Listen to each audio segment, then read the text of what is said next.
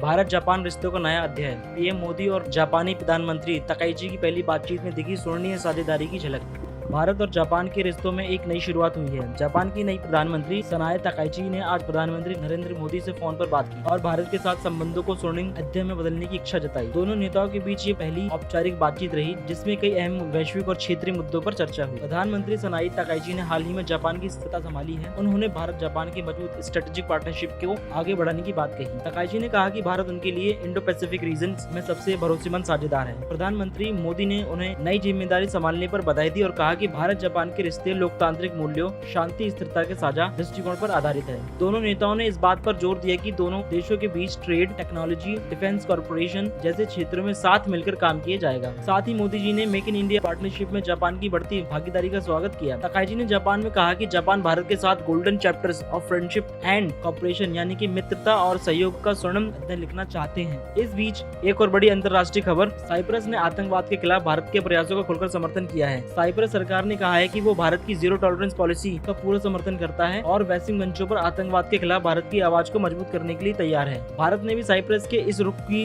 सराहना की और कहा कि आतंकवाद किसी भी देश या धर्म से जुड़ा नहीं होता, ये पूरी मानवता के खिलाफ अपराध है। कहा जा सकता है कि भारत की ग्लोबल डिप्लोमेसी अब और अधिक प्रभावशाली हो रही है। दुनिया में भारत की आवाज अब सिर्फ सुनी नहीं जाती बल्कि उस पर भरोसा भी किया जाता है। फिलहाल के लिए इतना ही। आप देख रहे थे हेडलाइन ब्यूरो, जहाँ हर खबर है सटीक, तेज और भरोसेमंद। नमस्कार।